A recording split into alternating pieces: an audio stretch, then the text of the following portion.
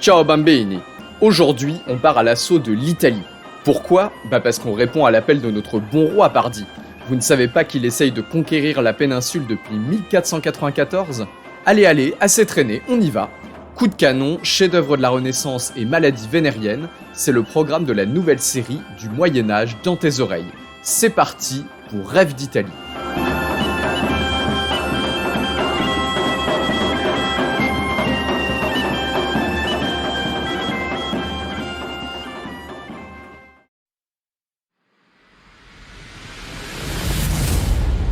Dans cet épisode,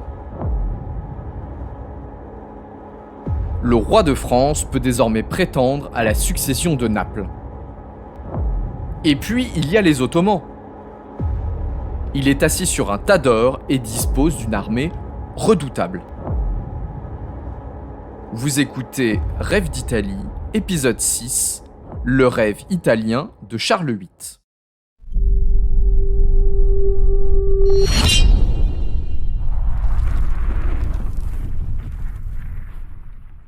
Bon alors là les amis, on attaque dans le dur avec la première guerre d'Italie.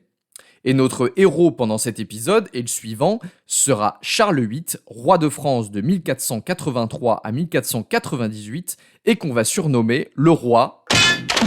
Pourquoi le roi? Eh bien vous saurez à la fin de l'épisode. Commençons par le commencement. À la mort de son père Louis XI, Charles VIII n'a que 13 ans. Il ne peut donc pas régner tout seul. Ce n'est qu'en 1490, à l'âge de 20 ans, qu'il s'affranchit de la tutelle de sa sœur pour reprendre les rênes du royaume. À peine roi de plein exercice, notre bon Charles réfléchit à son grand projet, conquérir le royaume de Naples. Et pourquoi faire exactement? On va voir ça en détail. Vous vous souvenez des rois angevins de Naples? On en a parlé dans l'épisode 1 et l'épisode 2.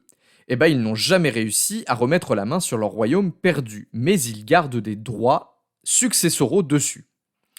En 1481, le dernier duc d'Anjou meurt sans héritier, pas de bol, ce qui fait que tous ces territoires reviennent, et oui, au roi de France. Désormais, c'est donc le roi lui-même qui peut prétendre à la possession du royaume de Naples. Bon, alors ça c'est pour les droits de succession, d'accord, mais pourquoi passer à l'action ? Après tout, ça fait déjà presque 30 ans que les ducs d'Anjou ont lâché l'affaire. En fait, plusieurs raisons vont pousser Charles VIII à se lancer dans cette folle aventure. Déjà, il y a son caractère. Le nouveau roi est très soucieux de son honneur et de ses droits. Et il compte bien saisir cet héritage italien qui lui revient. Jeune et fougueux, il rêve d'une grande entreprise qui le couvrirait de gloire, et l'Italie lui fait briller les yeux. Les jeunes conseillers du roi l'entraînent également dans cette direction, comme le raconte l'historien Francesco Guicciardini 50 ans plus tard. Car l'entreprise sembloua à tout gens sage et expérimenté très dangereuse, et il n'eut d'abord que le roi qui la trouva bonne. Et puis il y a les Ottomans. En cette fin de XVe siècle, ce sont eux les grands méchants. Ils semblent invincibles et la péninsule balkanique est déjà entièrement sous leur contrôle. Pour les royaumes occidentaux, la menace est bien réelle, et les souverains rêvent d'une nouvelle croisade pour stopper les infidèles. On a souvent tendance à être très cynique vis-à-vis de ces vœux de croisade qui ne paraissent pas bien solides, mais Charles VIII, lui, était un roi très pieux. On peut penser qu'il était sincère et qu'il pensait vraiment faire du royaume de Naples sa base pour lancer une grande offensive contre les Ottomans dans les Balkans ou à Constantinople. Si, je vous assure. En plus, les Ottomans avaient réussi à prendre en 1480 la ville d'Otrante, tout au sud de l'Italie. Bon, ils ne l'ont gardée que quelques mois, mais quand même, la menace paraissait vraiment réelle. En plus, en 1488, une bonne occasion de lancer une croisade se présente. Cem, le frère du sultan ottoman Bayezid, fuit son pays et vient trouver refuge en Europe. Il conteste les droits de son frère à diriger l'Empire ottoman et compte bien revenir se venger. Charles VIII en profite. Il affirme qu'il va aider Cem à monter sur le trône de Constantinople, et s'il peut affaiblir un petit peu l'Empire ottoman pendant ce temps-là, il va pas se priver. Le roi de France a donc toutes les cartes en main pour se lancer à l'assaut du royaume de Naples, son fameux héritage italien.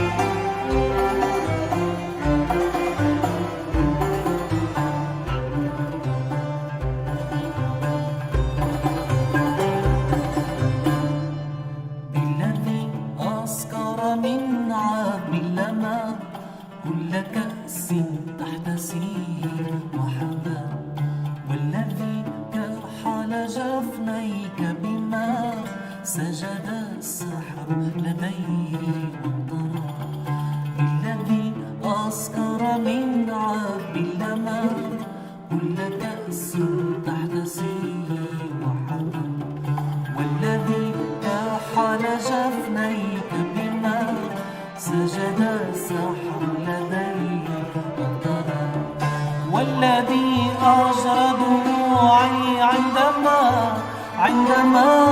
أردت من غير سبب على صدري يمناك فما. Bon, mais ça paraît quand même un peu gros, non? Enfin, imaginez, Charles VIII, il part avec 1600 cavaliers et 6000 fantassins, dont une partie va voyager sur des navires qui ont coûté une fortune à construire. Entre Grenoble, d'où s'élance l'expédition le 29 août 1494, et Naples, il y a plus de 1000 km à travers un territoire hostile au roi de France. Pour financer cet effort de guerre colossal, le roi et ses grands capitaines empruntent des sommes vertigineuses auprès de banques génoises, au taux d'intérêt particulièrement élevé de 14%. Vous avez compris l'idée, c'est une expédition hors norme, le genre de projet qui ne se monte pas tous les ans.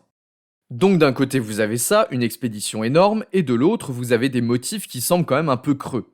Un vague droit d'héritage sur un royaume perdu depuis 30 ans, et la perspective complètement floue de lancer une croisade contre les Ottomans, ça fait quand même un peu mince comme raison pour lancer un tel barouf, non? On veut bien croire que Charles VIII ait très envie de voir du pays et de se couvrir de gloire, mais là, ça fait tout de même beaucoup. Bon, alors déjà, il faut dire une chose. C'est que l'histoire est remplie d'exemples de projets complètement fous ou inutiles qui ont été lancés par des dirigeants mégalos. Il y a même des exemples très très récents en Europe de l'Est, si vous voyez à quoi je fais référence. Quand on connaît la fin de l'histoire, on a du mal à comprendre pourquoi Charles VIII a voulu descendre en Italie. Mais ça ne fait aucun doute que le roi était convaincu de ses chances de succès. Et il faut dire qu'il avait de bons arguments, le Charles VIII. Et l'argument principal, c'est tout simplement qu'en 1494, le Royaume de France est l'État le plus puissant du continent. Depuis 1439, la création du premier impôt direct permanent, qu'on appelle la taille, a permis à l'État français de disposer d'énormes ressources financières. Ces ressources financières, le Royaume les utilise notamment depuis 1445 pour entretenir une armée permanente, la première de l'histoire européenne. Et oui, avant, on recrutait des soldats quand on en avait besoin, et après, ces braves soldats se retrouvaient au chômage. Et cette armée permanente, elle est appuyée par la plus puissante artillerie du continent. Le roi de France peut aligner plus de 150 pièces d'artillerie de tout calibre, autant dire qu'on ne fait pas les malins en face. Alors oui, quand Charles VIII se dit qu'il est le premier des monarques européens, ça n'est pas une vaine paluchade, c'est vrai. Il est assis sur un tas d'or et dispose d'une armée permanente redoutable et redoutée. Il peut donc légitimement se dire que conquérir le royaume de Naples, c'est à sa portée. D'ailleurs, quand l'armée française débarque dans la péninsule en 1494, les Italiens sont à la fois terrifiés et fascinés par la puissance qui s'exprime ainsi. Mais ça, on va le voir dans la suite de l'épisode.